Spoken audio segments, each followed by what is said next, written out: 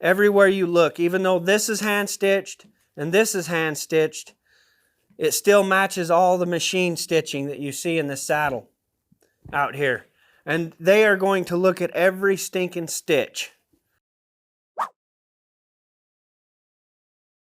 They've asked me to kind of touch base on a saddle that may get judged in some sort of a category that's judged, a saddle category.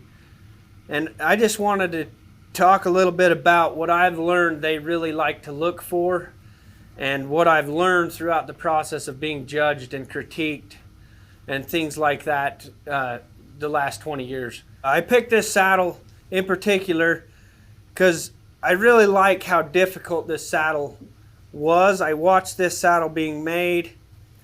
I know what kind of work it took to get this saddle to this point.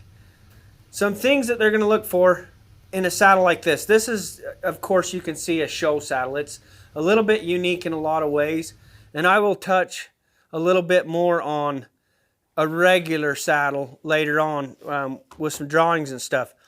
But if I were to look at this saddle and remember how judges work, first thing is they're going to look at this saddle and stand back a ways from it and see that it looks balanced. Sitting on a stand like this, does the bottom skirt look level?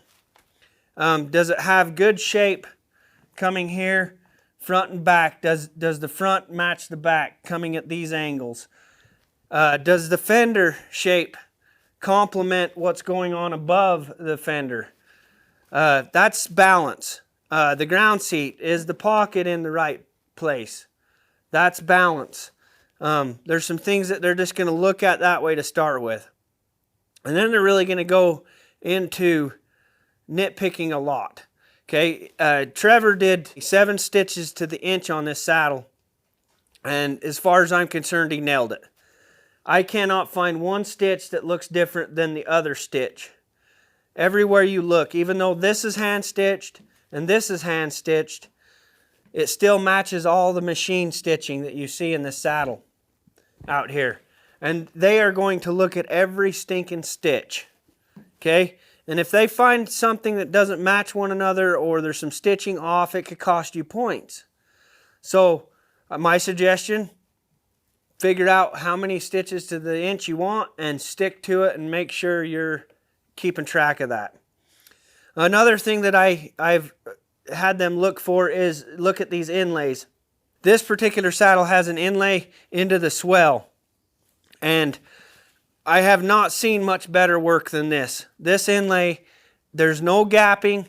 It's nice and flush. There's no humps, bumps. You can run your hand up over this, and it is just perfected.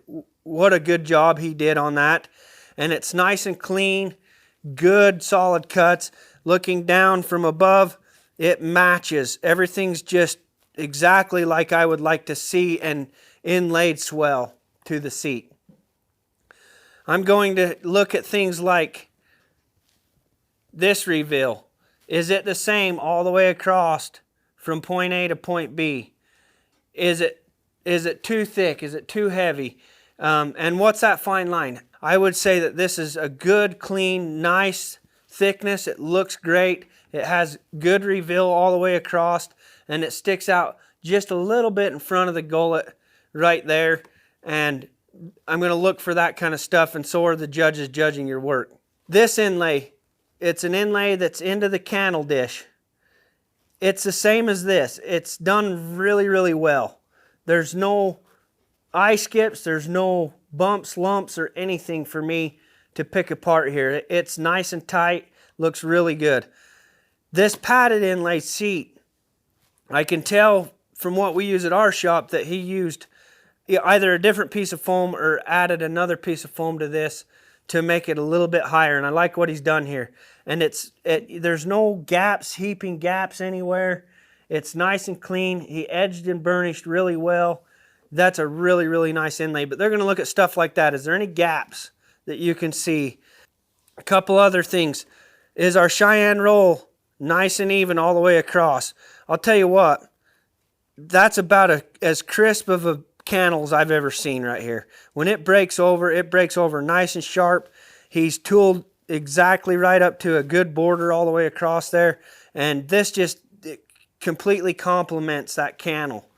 He's also inlaid this binding down into the cannel, which is another hard feat here that just takes a lot of extra work and time and attention to detail to make that happen. And he's done a good job there too. They're going to look underneath and see how the bottom stitch looks. You can see for a Cheyenne Roll that you have no control of pre-stabbing the back side, it's pretty dang nice under there. Okay, I would not discount anything on that stitch. But overall, when you really look at a saddle like this, if I were to judge, I would look at difficulty. Let me tell you something. This piece of leather right here is all one piece. Jockeys, seat, all of it inlaid into the saddle. It started out as a great big huge chunk, and he fought wrinkles going this way and that way and every which way, and he accomplished it well. He's got really nice cannel corner ears coming around there, even though there's not any ears, because it's all one piece, but it just looks like it should. And I would definitely give bonus points for a build like this. This is just, I know what it takes to do a Mother Hubbard like this and that. So this is a very nice saddle. And then if you're going to tool a saddle, of course they're going to start picking apart the tooling. Is your shading correct? Is your bar grounding good? Is your deco cuts correct? Does your basket stamp line up and stay straight? Can you find where you started and stopped when you basket stamped? I'm also going to come up under and feel and make sure that the blocking of the skirts underneath here feel like they're supposed to, as well as any other judge would. And, you know, all in all, there's no lumps or bumps or anything like that underneath there. And he's done a good job trimming the wool till I just rubbed it. Over time, that kind of wants to do that, but he's done a good job trimming the wool. Them stirrups with the stitching he's done down here really complements the saddle. He's done his twist and wrap correctly. We're going to look at edging. Is it smooth? Is it round?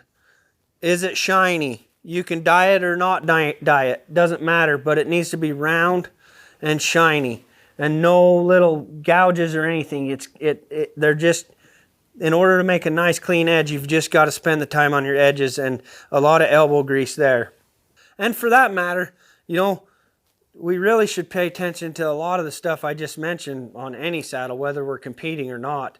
That's what's going to separate us from the men from the boys, I guess, is paying attention to how we build each saddle and just knowing what we can work on and improve on every saddle we make. And that's what keeps me going. I know that's what keeps a lot of my friends going, is they know they can do better in places and they just keep striving to be better. And I like that about this. I know guys that have been doing it for 40 years now and they're still constantly trying to get better.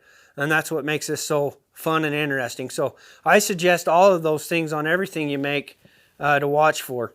For more videos like this, subscribe to our channel.